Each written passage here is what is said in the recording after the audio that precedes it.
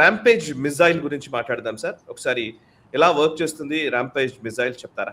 Rampage గురించి ఈరోజు మనం ఎందుకు మాట్లాడుతున్నాం అంటే, కోర్స్ అన్ని అస్త్రాల గురించి మాట్లాడతాం, కానీ ర్యాంపేజ్ ఎస్పెషల్లీ ఈ రోజు మనం ఎందుకు మాట్లాడుతున్నామంటే, ఆపరేషన్ సింధూర్లో ఇది అద్భుతాలు సృష్టించింది. ఆపరేషన్ సింధూర్ ఈ రెండే ఫోర్సెస్ వాడుతున్నాయి. ఒకటి ఇజ్రాయెల్ ఫోర్సెస్ వాడుతున్నాయి, రెండు భారతీయ ఫోర్సెస్, ఇద్దరే వాడుతున్నారు.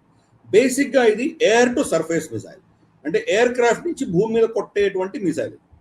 ఈ ర్యాంపేజ్ యొక్క కెపాసిటీ ఏంటంటే కనుక మేజర్ ఇన్స్టాలేషన్స్ కొట్టగలదు. అంటే రెడార్స్ కావచ్చు, బంకర్స్ కావచ్చు, లేదా మనకు హ్యాంగర్స్ కావచ్చు, వాళ్ళ షెల్టర్స్ కావచ్చు, కమాండ్ కంట్రోల్ సెంటర్స్ కావచ్చు, లేదా వాళ్ళ ఫ్యూయల్ డిపోస్ కావచ్చు, మేజర్ ఇన్స్టాలేషన్స్ కొట్టగలిగిన కెపాసిటీ ఈ ర్యాంపేజ్ దీనికి ఉంది. ఇది ఎల్బిట్ సిస్టమ్స్ అని చెప్పేసి మనకు ఇజ్రాయెల్ బేస్డ్ కంపెనీ వాళ్ళు దీన్ని రూపొందించారు. వాళ్ళు దీన్ని వాళ్ళ ఇజ్రాయెల్ ఏరోస్పేస్ ఇండస్ట్రీస్ దీన్ని మ్యానుఫ్యాక్చర్ చేసింది. దీని యొక్క వెయిట్ 570 కిలోస్. దీని హైట్ వచ్చేసి రమారమి 15 అడుగులు. 15 అడుగుల అస్త్రము ఫ్లైట్ మీద తీసుకెళ్ళాలి అంటే అర్థం చేసుకోవచ్చు దీని యొక్క కెపాసిటీ ఏంటో, దాని లీథాలిటీ ఏంటో మనం అర్థం చేసుకోవచ్చు. ప్లస్ ఇది చేయగలిగింది 150 కిలోగ్రాముల బాంబులు పెట్టి తీసుకెళ్ళగలరు. అంటే 15 అడుగులు ఉన్నా కానీ కూడా అంత దూరం కొట్టాలి కాబట్టి దానికి శత్రువు యొక్క రడార్స్ని తప్పించుకొని కొట్టగలిగే కెపాసిటీ ఉండాలి. కాబట్టి మ్యాక్ 1.6 స్పీడ్లో పెడుతుంది కాబట్టి అక్కడి నుంచి కొట్టగలదు. రమారమి మనకు 150 నుంచి 250 కిలోమీటర్ల దూరం వరకు దీన్ని ఫైర్ చేయగలము. ఈ మనకు మొదటి రోజు May 7th ఆపరేషన్ సింధూర్లో 9 టెర్రరిస్ట్ స్థావరాలను ఎక్కడైతే కొట్టామో వాటిల్లో మెజారిటీ ర్యాంపేజ్ వాడు కొట్టాము. ర్యాంపేజ్లో ఇంకొక ఫీచర్ ఏంటంటే కనుక ఇది అర్లీ డెటనేషన్. అంటే దీని ఫ్యూజ్ వచ్చేసి మనకు ప్రాక్సిమిటీ ఫ్యూజ్ అంటారు. ప్రాక్సిమిటీ అంటే అది మామూలుగా బాంబు ఏమవుతుంది, భూమి మీద తగిలితే ఇంపాక్ట్కి పేలుతుంది. ఇది అలా కాదు, ఒక పర్టికులర్ దగ్గర దాకా రాగానే దాని యొక్క సెన్సర్స్ ఏం చేస్తుందంటే టార్గెట్కి ఎంత దూరంలోనే డిటెక్ట్ చేస్తుంది. ఎంత దూరంలో డిటనేట్ అవ్వాలో చెప్తాం మనం. కాబట్టి దాని దగ్గర దాకా వచ్చి ఇంపాక్ట్ అవ్వకముందే డిటనేట్ అవుతుంది. దాని లీథాలిటీ విపరీతంగా ఉంటుంది. ఇంపాక్ట్ అవుతే కనుక చాలా తక్కువ ఉండొచ్చు, కానీ దూరంలో ఇంకొంచెం పైకి డిటనేట్ అయిందంటే కానీ దాని ఒక ఇంపాక్ట్ అనేది చాలా డిస్టెన్స్ దాకా ఉండొచ్చు. ఆ కెపాసిటీ ఉన్నటువంటి బాంబు. సో దాన్ని ఒక ఏమంటారంటే ప్రాక్సిమిటీ ఫ్యూజ్ టెక్నాలజీ అంటారు. అటువంటి బాంబు ఇది.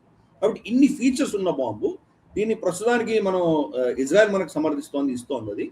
కానీ ఈ ఆపరేషన్ సింధూర్ తర్వాత దీనిని మనం డెవలప్ చేయడానికి మనం ఇజ్రాయెల్తో మాట్లాడుతున్నాం. దీని నెక్స్ట్ వర్షన్స్ అంటే ఇప్పుడు 250 కిలోమీటర్ల దాకా కొట్టగలుగుతాం. 500 కిలోమీటర్లు, 600 కిలోమీటర్ల దాకా కొట్టేటువంటి కెపాసిటీ డెవలప్ చేయడానికి ఇజ్రాయెల్తో చర్చలు జరుగుతున్నాయి. బట్ ఇప్పుడు ఉన్నవే మనం ఇంకా అడిషనల్ బ్యాటరీస్ మనం ఆర్డర్ ఇచ్చాం ఇజ్రాయెల్ నుంచి. బట్ డెవలప్మెంట్ కూడా రాబోతోంది. ఇజ్రాయెల్ కూడా ఇది చాలా లాభసాటిది. ఎందుకంటే వాళ్ళకి యుద్ధాలు వస్తున్నాయి, వాళ్ళ ప్రొడక్షన్ అనేది వాళ్ళ కష్టం. వాళ్ళ ఎవరైతే వాళ్ళ పౌరులు ఉన్నారో యుద్ధాలకు వెళ్ళవలసిన పరిస్థితి, ప్రొడ్యూస్ చేయగలిగిన కెపాసిటీ వాళ్ళ దగ్గర తక్కువ ఉంది. కాబట్టి భారతదేశానికి ప్రొడక్షన్ షిఫ్ట్ చేశారంటే వాళ్ళు కూడా ఇక్కడి నుంచి తీసుకెళ్ళొచ్చు, ప్లస్ మనం కూడా దాన్ని వాడుకోవచ్చు. కాబట్టి ఈ యొక్క డెవలప్మెంట్ అనేది కూడా తొందరగా రాబోతోంది. వాళ్ళు ఆఫ్ కోర్స్ గాజాలో వాడుకున్నారు. ఫస్ట్ దీన్ని మొట్టమొదటిసారి సిరియాలో వాడారు. సిరియాలో వాళ్ళ మేజర్ ఇన్స్టలేషన్స్ కొట్టడానికి వాళ్ళు వాడారు. బషర్ అల్ అసాద్ ఉన్నప్పుడే వాడారు దాన్ని. తర్వాత నెక్స్ట్ ఆఫ్ కోర్స్ వాళ్ళు లెబనాన్లో వాడారు. తర్వాత ఇప్పుడు ఇరాన్ యుద్ధంలో వాళ్ళు చాలా విస్తృతంగా వాడారు ఈ ర్యాంపేజ్ని. కాబట్టి చాలా బ్యాటిల్ టెస్టెడ్ వెపన్ ఇది. అది ఈరోజు మన దగ్గర ఉన్నది. But of course Israeli weapon అది మనం వాళ్ళ దగ్గర కొనుక్కొని వాడాము. డెవలప్మెంట్ కూడా చేయడానికి సిద్ధపడుతున్నాము. ఆఫ్ కోర్స్ మన చరిత్రలో చూసాం, మనం ఎక్కడి నుంచి వెపన్ వచ్చినా క్రమేపీ మెల్లిగా మనం ఇండిజినైజ్ చేసేస్తాం. మన దేశంలోనే దాన్ని ఇంకొక వర్షన్ తీసుకొచ్చే ప్రయత్నం చేస్తాం. కాబట్టి టెక్నాలజీ అబ్జార్ప్షన్ అనేది మనకు చాలా కీలకం. ప్రస్తుతానికి అది మన అమ్ముల పొదలో ఇజ్రాయలీ అస్త్రంగా ఉన్నది. అది త్వరలోనే అది భారతీయ అస్త్రంగా కూడా మనం కొత్త వర్షన్ తీసుకురావాలి. ఈ వీడియో మీకు నచ్చినట్టయితే లైక్ చేయండి, 10 మందికి షేర్ చేయండి. అలాగే కామెంట్ల రూపంలో మీ అభిప్రాయాలను మాతో పంచుకోండి. Nationalist hub group of channels ను సబ్స్క్రైబ్ చేసుకుని తెలుగునాట జాతీయవాద జర్నలిజాన్ని ప్రోత్సహించండి. ఈ వీడియో కింద ఉన్న బెల్ ఐకాన్ పై క్లిక్ చేయడం మర్చిపోవద్దు.